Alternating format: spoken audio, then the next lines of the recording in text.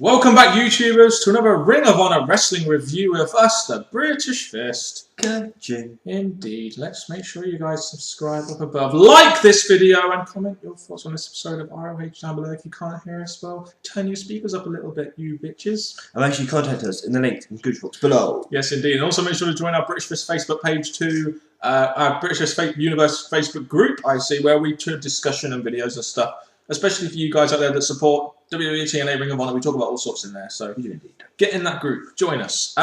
84 members, I believe.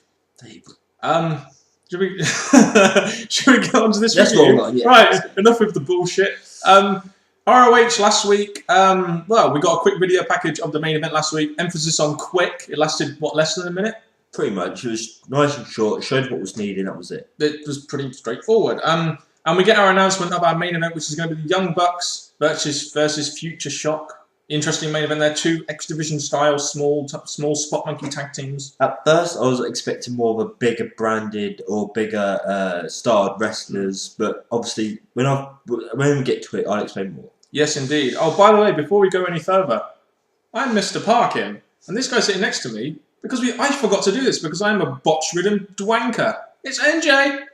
What's up? How does it feel doing the What's Up just when we're about to start the opener? Well, what's up? I guess that says it all, doesn't it? Don't say we don't entertain you guys on these ROH reviews, we do try.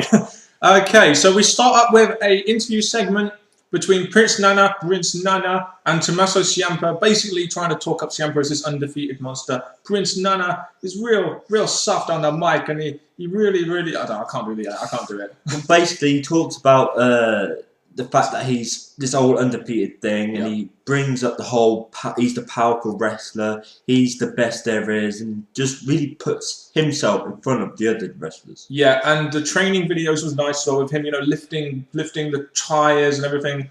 It all makes him stand out a little bit, it makes his character a little bit unique, doesn't it? The fact that he's got these training videos where he's lifting 300 pounds and lifting tires and beating up random shit. It's good to see, because obviously it's given his character a good move or a good progress showing who he is. Yes, the dominant male, Tommaso Ciampa, was in action next against Shiloh Jones. So I think this is one of those enhancement matches where you know who's going to win, but it's pretty much, what it does is it makes the guy who you need to make look good. So I don't mind these enhancement matches too much. I'd still like 3 matches on the show. We only got 2 this week, but I'll say this was a decent way to start the show. Maybe have this in the middle and have the main event open the show and have the Kevin Steen segment main event the show. I think I would have structured it like that, personally. With this match, I was quite okay with where it was. Cause yes, it had a wrestler that we all watching out for, which was Tommaso Ciampa.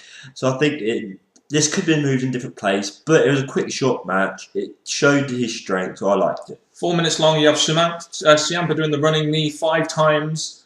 Ow. And then he hits the Project Ciampa to get the win. I don't mind these enhancement matches. I do wonder, though, what ROH have planned for him at Final Battle. I do think a guy like him and Michael Elgin and the Young Bucks and Future Shock deserve a place on this iPay-per-view. And I think it's getting to that time, a couple of weeks before the pay-per-view, that they need to start announcing what these guys are going to be doing, like especially guys like Tommaso Ciampa. I just want to know what he's going to be doing so we can actually look forward to it rather than just get a randomly announced match at the last minute.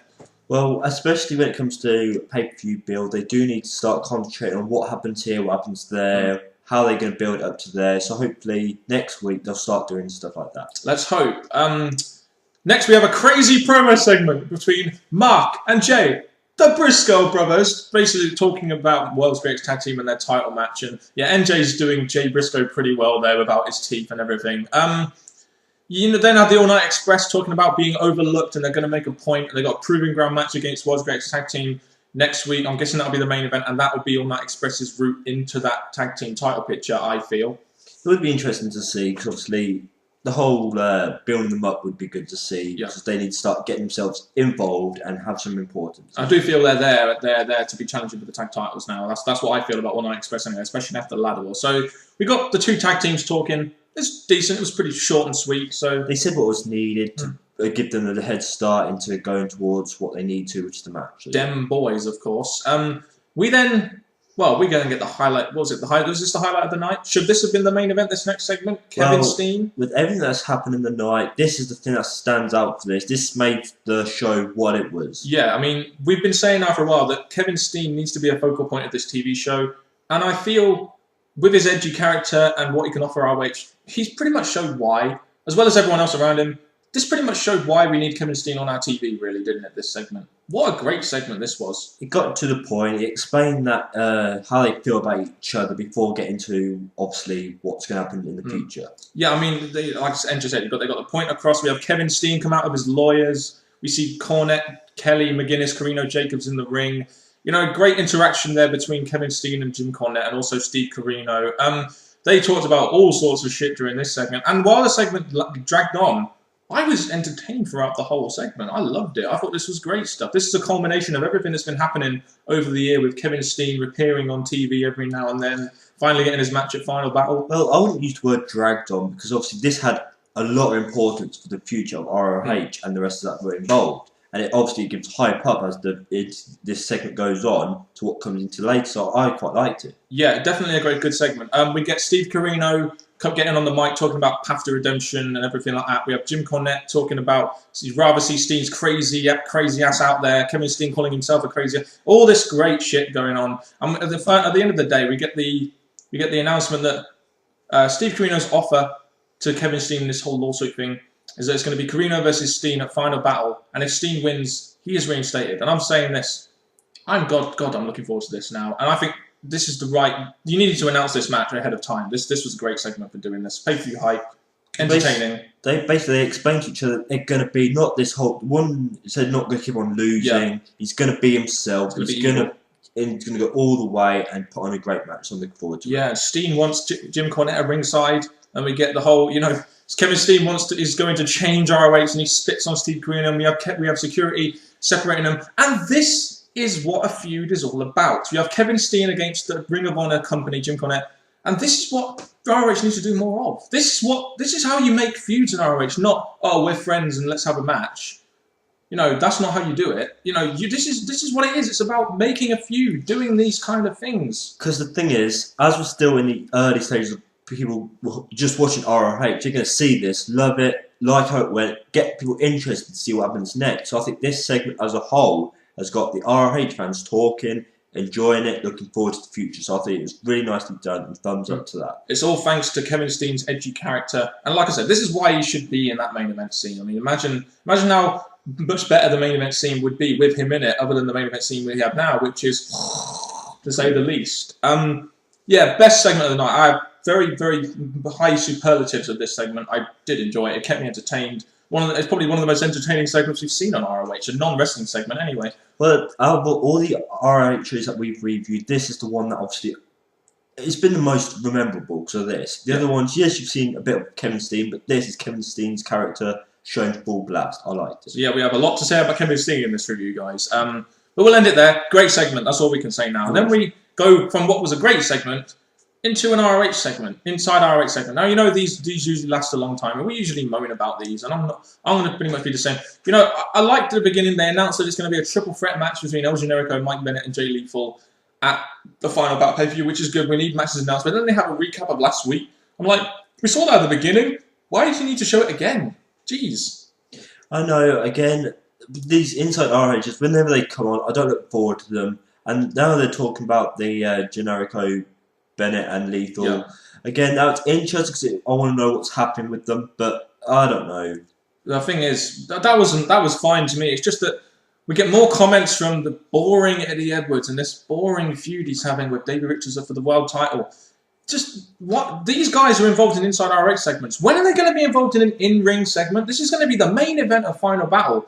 I know these guys are boring on the mic and they're bland characters and the feud is shit, but they at least need to trot these guys in the fucking ring rather than these boring inside ROH segments. The thing is, they can talk the talk, but it's all about walking the walk before a future pay-per-view or future match, so they need to start getting more involved. And this whole I have Dan 7, the feud just isn't working in my opinion. It's just, they're talking about they need to know, they both need to know who's the best out of Richards and Eddie Edwards after this is going to be their third match, their rubber match, so to speak. And Richards is talking about training. He's training for someone who he no longer knows. I'm like, this feud just sucks. Just get an in-ring segment. Get some real heat going between these two. Turn someone heel. Do something interesting other than what you're doing now, which is typical ROH feud booking. I'm sorry. Pretty much it is, yeah. And then we have the Roderick Strong training camp thing again. Roderick Strong sucks, doesn't he? I mean, great wrestler, but on the mic and in these segments, he sucks. He made the point that he's still going to be backstage while everyone else is wrestling when he should be in the main event. So he made that point, but overall, the whole segment of him, it didn't lead anywhere. It was boring, and I'm kind of glad that was the last thing shown there. Bad acting, and my God, he's talking about no one accepting his challenge. I wonder who is going to accept that challenge at Final Battle, the Roderick Strong challenge. Trying to think who it might be. I don't really know, but maybe I guess that's the whole point of it being a surprise, I guess. So much, yeah. Before we go into this main event segment, I just want to say we have 5 matches for the iPay-per-view now, which is good, isn't it? We needed these five matches. Well, one of them is a Roderick Strong challenge, but we've got 5 matches, which is decent. We're like 2 weeks away from it, so they've still got enough time to hype up the 5 that they've got, as well as maybe announce more. So I'm thinking they've done pretty good there. 2 or 3 more, I'm just saying. Then, well, we'll get on to our main event segment, which was the Young Bucks versus Future Shock. And although I still feel Kevin Steen's segment should have been the main event, this still was good action, wasn't it? We had the whole interview segment. We're seeing the heel Young Bucks. I think they've recently turned heel, so we need to know why they turned heel. And they're talking about they've wrestled all over the world. They've always been the curtain jerker, and they finally want to be taken seriously, and this is the way they're going to do it. Talking about how, you know, the old farts like Booker T couldn't hang around in the ring with them. I like the old Booker T reference. I thought that was quite funny. And they show you that they're a tag team. They show that they're working well together. They show that they've got respect for each other, and they're going to put on a good match. And no code of honor either. They just want people to take them seriously. I do like this new Young Bucks. So Young Bucks versus Future Shock. We all knew this was going to be like a spot fest match. It was a good way to end the show, though. I thought the action was pretty good. I'm not a big fan of the no selling that they do in these matches, but 11 minutes of pure good tag team action, good tag team moves, and in past ROH reviews, I've always said I like the wrestling in this, and this match definitely showed all the great moves. Even though they didn't say it, there were a lot of great moves in this. I did like how they used the butterfly flip, the dive through the ropes. They did all this exciting stuff. Got me entertained. A good main event to finish off. Definitely so. Great action, 11 minutes. I do wonder, though, again, I'm going to keep asking this close to the iPay-per-view. I just want to know what these 2 teams are going to be doing at Final Battle. Are they going to be involved in the more contendership, or are they going to be involved in another match at the iPay-per-view? I wish ROH would sort of tell us, like maybe tell us in the coming weeks what they're doing. They've kind of established a feud now in the fact that Young Bucks are heel, so they're going to be doing something with the Young Bucks, I imagine. But I want to know what they're going to be doing. I think this is around about time we should sort of be getting them announced and getting them announced on the iPay-per-view. Well, like we said earlier in this show, in this review, it's the fact that they've got 2 weeks to hype up what they need, and these tag teams are definitely one of the things they're going to hopefully touch upon. Yep, so decent, good main event segment. One of the better main events in terms of action, anyway, in terms of wrestling. Yeah. So your thoughts on the show overall, then? Everything, all those segments we got. Okay, the highlight again. It was a good opening match. The Kevin Steen was the highlight of it. Good main event. Overall, I'm happy with it. There weren't much reference to the website that I keep complaining about. There weren't much filler. I think it flowed pretty nicely today. The show did flow quite well. Apart from that Inside ROH segment, I still think that they could have rearranged it a little bit. Have the Young Bucks Future Shock match at the beginning to open the card. Have the Tommaso Ciampa thing in the middle, and the Kevin Steen thing as the main event. In my personal opinion, but I still thought the show was entertaining. We had some good, even though we only had 2 matches. There's still some good action, but the Kevin Steen segment made up for the lack of wrestling. It was fantastic in-ring segment. It was indeed. And the other good thing I want to say is that they gave us match for next week. Yeah. So it's at least letting us know what's happening next week, so to maybe look forward to it or know what we're expecting, which I give thumbs up to that. And are you looking forward to World's Greatest Tag Team versus All Night Express in a Proving Ground match? I'm really looking forward to the World's Greatest Tag Team. They're great wrestlers and they put on great matches, so I'm expecting good stuff from it. Always look forward to tag team matches. I do wish that Ring of Honor would trot out Eddie Edwards and Davey Richards in some kind of in-ring segment, maybe do something with this feud, and I do think out of all the 5 matches we have, this is the Eddie Edwards Davey Richards match is the most boring feud, and that is the main event. And I'm like, come on, you need to make this main event a bit more of an attraction. Well, the way I think of it, ROH could probably save it for the last show before the pay-per-view to hype them up. That's what I'm thinking they'll probably do. Yeah, it would make sense, I guess. Thing, yeah, but the highlight for me, Kevin Steen, and the iPay-per-view is going to be Kevin Steen's pay-per-view, I think. It should be, yeah. Right, so you've heard our thoughts on this. Somewhat good. You'd say an overall good show? Oh, I liked it. Yeah, so did I. I liked it also. Mainly helped by the Kevin Steen segment and the main event tag team action, which I love, the X Division. Get your thoughts on this edition of our Ring of Honor Wrestling down in the comment section below. The Kevin Steen stuff, the tag team matches. Get your thoughts in that comment section down below. And now I'm going to pass you to NJ, who is the British Fist way of ending the show. Mr. Parkin, NJ, goodbye.